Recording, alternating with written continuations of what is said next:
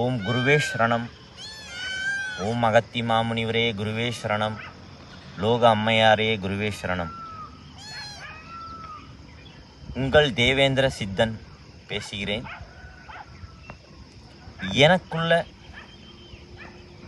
நான் யார் என்றும் தலைப்பு. ஒவ்வொரு மனிதனும் சிறு வயதிலிருந்து பிறந்து வளர்ந்து ஆளாகி அதுக்கப்புறம் ஒரு வேலைக்கு போய் ஒரு குடும்பத்துக்கு செய்யக்கூடிய விஷயம் அனைத்தும் செஞ்சு ஒரு திருமணமாகி ஒரு குழந்தை குட்டியோட நம்ம குழந்தைங்களோட சந்தோஷமாக இருந்துட்டு நம்ம நார்மலான வாழ்க்கையை நம்ம கடந்து வரும்போது நம்ம வாழ்க்கையில் இதை நோக்கி நம்ம பயணம் செல்கிறோம் என்று நம்மளுக்கு தெரியாது. அப்போது ஒரு நாள் உனக்குள்ள நீ யார் என்று ஒரு நாள் என்னை பார்த்து என் ஆத்மா கேட்டுகிறது. நீ யார்?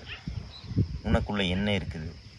நீ எதுக்காக இந்த பிரபஞ்சத்துக்காக வந்திருக்கிற என்று ஒரு நாள் கேள்வி தேடிச்சு.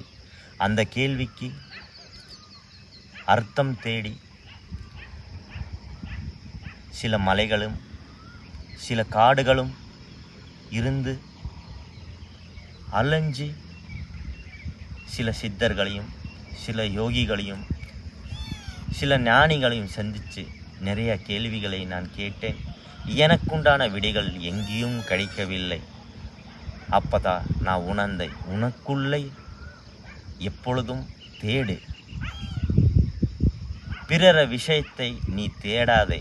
அமைதியாக இருந்து உனக்குள்ளே ஒரு விஷயத்தை நீ செலுத்து. அப்பொழுதுதான் அது உனக்கு கிடைக்கும் என்று எனக்கு உணர்த்தின விஷயத்தை நான் உணர்ந்தேன். அந்த பாதையில் நான் கடந்து வரும்போது ஒவ்வொரு அனுபவத்தையும் ஆத்மபூர்வமாக நான் உணர்ந்த விஷயத்தை தான் நான் உங்கள்கிட்ட பகிர்ந்து கொள்கிறேன்.